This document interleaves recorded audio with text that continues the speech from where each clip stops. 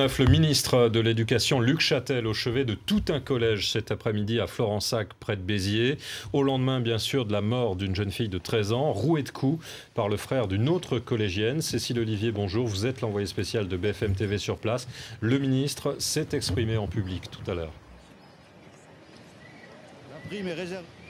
Oui, Luc Châtel a d'abord expliqué que c'était toute l'école de France qui était en deuil aujourd'hui.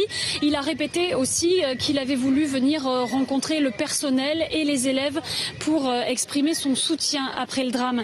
Le ministre de l'Éducation est aussi revenu sur les causes de cette altercation entre les deux jeunes filles, altercation qui est à l'origine du drame, et il a dénoncé le harcèlement sur les réseaux sociaux. Écoutez. D'après les premiers éléments, il pourrait y avoir eu effectivement des échanges de mails, d'insultes sur les réseaux sociaux. Donc ça aussi, ça doit nous interpeller. Et le cyberharcèlement est une nouvelle forme de harcèlement qui doit nous interpeller et qui nous concerne.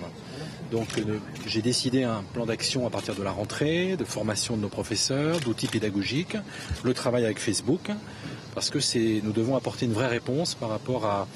Vous savez, des parents qui ne savent pas forcément que leurs enfants ont des comptes sur les réseaux sociaux, qui ne connaissent pas du tout le contenu de ces échanges. C'est un phénomène à prendre en compte aujourd'hui.